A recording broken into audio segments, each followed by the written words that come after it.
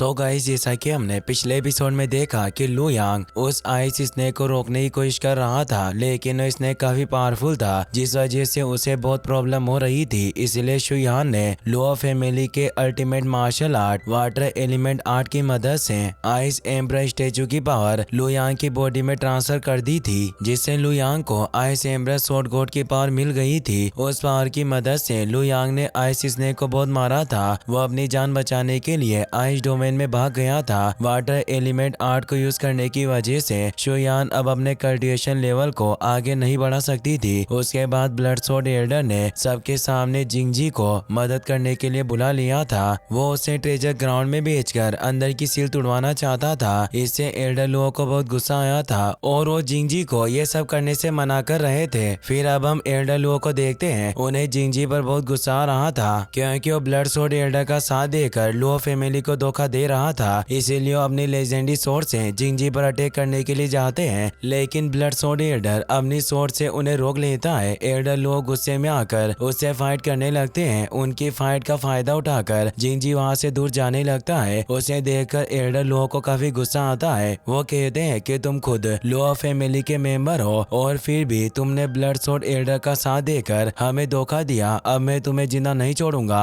वो ice dragon से उस पर अटैक करते हैं, लेकिन ब्लड स्वॉर्ड एल्डर अपनी ब्लड गोल्ड स्वॉर्ड से अटैक करके उस ड्रैगन को खत्म कर देता है। ये सब देखकर एक लड़का कहता है कि लुओ जिंगजी वाइस लीडर बनकर इतने वक्त से लुओ फैमिली को संभाल रहा था, मगर अब हमें पता चल रहा है कि वो इतने वक्त से ब्लड स्वॉर्ड एल्डर के लिए काम कर रहा था। यूहे और जिंग एन भी ये सब देख रहे थे। उन दोनों को जिंगजी पर बहुत गुस्सा आता है। वो दोनों अपनी पावर एक्टिवेट कर लेते हैं और उसे रोकने के लिए उसके पीछे जाते हैं, लेकिन जिंगजी उन्हें देख लेता है। वो अपने टोकन की मदद से एक पोर्टल ओपन करता है और ट्रेजर ग्राउंड के अंदर चला जाता है। वो तुरंत उस पोर्टल को बंद भी कर देता है, जिससे यूए और जिंग एन उसके अंदर नहीं जा पाते। जिंगजी ट्रेजर ग्राउंड में आता है। उसे वहाँ शुयान और लू यांग मिल जाते हैं। शुयान की हालत काफी खराब थी, इसीलिए लू यांग उसके पास बैठकर उसका ख्याल रख रहा था, लेकिन वहाँ एक भी रेत नहीं था। ये देखकर जिंगजी चौंक जाता है। वो कहता है कि आखिरकार यहाँ हो क्या रहा है, सारे रेत वापस क्यों चले गए। जिंगजी को देखकर लू यांग को उस पर शक हो जाता है। वो सोचता है कि शायद ये वही है जिसने लुओ फैमिली के साथ गद्दारी की और एल्डर लुओ को भी इस पर शक था। लू यांग शुयान को साइड में बिठा देता है और जिंगजी से पूछता है कि तुमने ये सब क्यों किया और तुम किसके कहने पर ये सब कर रहे हो। जिंगजी कहता है कि शुयान ने restricted technique water element technique का यूज किया है और आइस एम्ब्रा स्टेचू की पावर तुम्हारी बॉडी में ट्रांसफर कर दी। उसी पावर की मदद से तुमने रेस को यहाँ से वापस आइस डोमेन में भेजा होगा। लू यांग कहता है कि शुयान की स्वॉर्ड सोल काफी बुरी तरह घायल हो गई है, जिसकी वजह से उसका मार्शल आर्ट्स पाथ खत्म हो गया है और अब अपने कल्टिवेशन को आगे नहीं बढ़ा सकती। ये सब तुम्हारी वजह से हुआ है। अगर तुम इस सील को नहीं तोड़ते तो आज ये सब नहीं होता।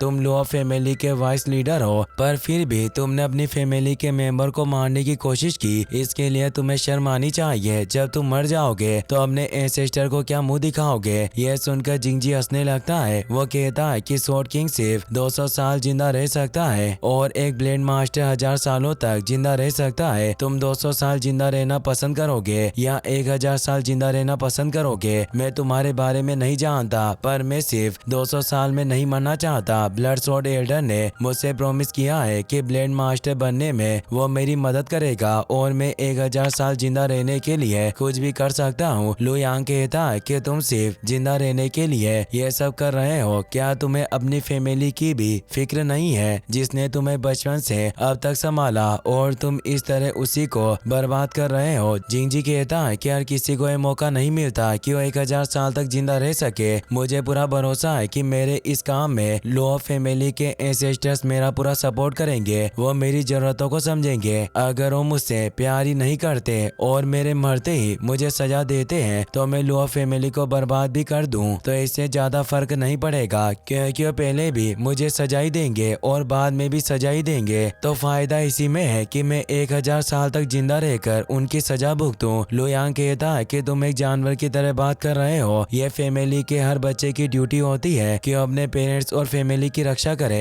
ताकि वो अच्छी जिंदगी जी सके। यह सुनकर जिंगजी हंसने लगता है। वो कहता है कि मुझे फैमिली से कोई लेना देना नहीं है, मैं बस एक लंबी जिंदगी जीना चाहता हूँ। अब मुझे तुम्हारे लिए बुरा लग रहा है। तुम एक दिन ब्लेड मास्टर बन जाते और तुम स्वॉर्ड गॉड भी बन सकते थे, लेकिन अफसोस की बात कि तुमने स्वॉर्ड टेस्ट टूर्नामेंट में हिस्सा लिया और अब तुम मरने वाले हो। दूसरे वली चाइल्ड का लक तुमसे अच्छा था क्योंकि वो यहाँ से चले गए और तुम ट्रेजर ग्राउंड में आ गए। लुयांग कहता है कि तुमने ये सब करके बहुत बड़ी गलती की है, अब मैं तुम्हें अपने हाथों से मारूंगा। जिंगजी कहता है कि भले ही तुम एक हेवनली चाइल्ड हो, पर अब शुयान की मदद के बिना तुम आइस एम्बर स्टेचू की पावर का यूज नहीं कर पाओगे। तुम एक मिड लेवल के स्वॉर्ड किंग हो और मैं टॉप लेवल का स्वॉर्ड किंग हूँ। आइस एम्बर की पावर के बिना तुम मुझे नहीं हरा सकते हो। तभी लुयांग अपनी लेजेंडरी स्वॉर्ड ताओ शेन को एक्टिवेट कर लेता है। उसे देखकर जिंगजी घबरा जाता है। वो कहता है कि तुम्हारे पास एक लेजेंडरी स्वॉर्ड कहाँ से आ गई, लेकिन लुयांग उसकी बात का कोई जवाब नहीं देता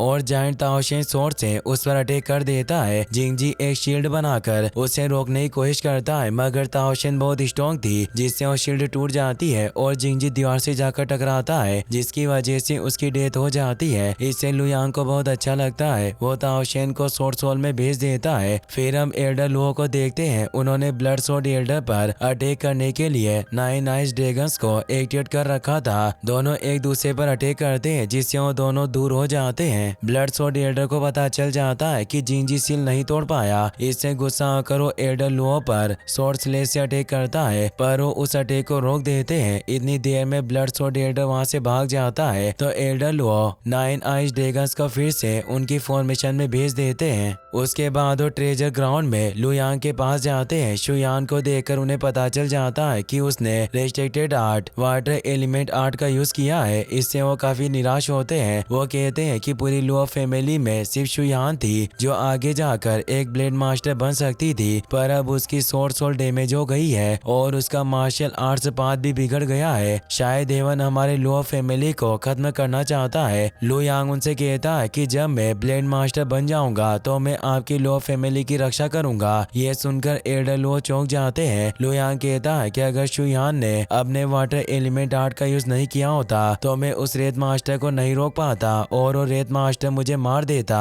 शुयान का मार्शल आर्ट्स पाथ बिगड़ गया है तो अब मैं उसकी जगह पर लुओ फैमिली की रक्षा करूंगा और मैं इस चीज की कसम खाता हूँ। इसके अलावा जब तक मैं जिंदा हूँ शुयान को भी कुछ नहीं होने दूंगा और जब मैं एक ब्लेड मास्टर बन जाऊंगा तो मैं शुयान से शादी करूंगा। एल्डर लुओ कहते हैं कि अब लुओ फैमिली और शुयान का फ्यूचर तुम्हारे हाथों में है। उन्हें वहाँ जिंगजी की डेड बॉडी भी दिखाई देती है। उसे देखकर वो चौंक जाते हैं। वो सोचते हैं कि जिंगजी एक टॉप लेवल का स्वॉर्ड किंग था तो फेंग यांग ने बिना वाटर एलिमेंट आर्ट के उसे कैसे हरा दिया। शायद फेंग यांग के पास अभी भी बहुत सारे सीक्रेट्स हैं। एल्डर लुओ लुयांग से कहते हैं कि तुम कुछ देर शुयान का ख्याल रखो, मैं आइस डोमेन की सील को ठीक कर देता हूँ, उसके बाद मैं शुयान को यहाँ से ले जाऊंगा, पर तुम यहाँ कुछ वक्त रुककर अपना कल्टिवेशन कर सकते हो। लुयांग कहता है कि कंपटीशन में 3 साल तक कल्टिवेशन करने की बात हुई थी तो आप कुछ वक्त बाद मुझे यहाँ से जाने के लिए क्यों कह रहे हैं। एल्डर लुओ कहते हैं कि आइस डोमेन और 9 ड्रैगन्स की अल्टीमेट आइस फॉर्मेशन को इस जगह से पावर मिलती है। हम 30 साल में एक बार किसी को यहाँ कल्टिवेशन करने के लिए भेजते हैं, लेकिन सील टूटने की वजह से पावर का सोर्स बिगड़ गया है। मैंने अभी ultimate ice formation of 9 dragons को यूज किया था, जिस वजह से काफी एनर्जी खर्च हुई है और मुझे लगता है कि कम एनर्जी की वजह से तुम यहाँ कल्टिवेशन नहीं कर पाओगे। मुझे लगता है कि तुम पूरे 3 साल तक कल्टिवेशन नहीं कर पाओगे और तुम्हें जल्दी यहाँ से बाहर जाना पड़ेगा। लुयांग सारी बातें समझ जाता है। एल्डर लुओ अपनी पावर को एक्टिवेट करते हैं और कुछ स्पेल्स की मदद से आइस डोमेन की सील को ठीक कर देते हैं, जिससे वो पोर्टल भी बंद हो जाता है। आइस स्नेक को इसके बारे में पता चल जाता है और पोर्टल बंद होने की वजह से उसे बहुत ही ज्यादा गुस्सा आता है। इसी के साथ ये एपिसोड यहीं पर खत्म हो जाता है। गाइस, अगर आपको वीडियो पसंद आया हो तो इस वीडियो को लाइक करने के साथ साथ चैनल को सब्सक्राइब जरूर कर लेना। मिलते हैं नेक्स्ट वीडियो में। Thanks for watching.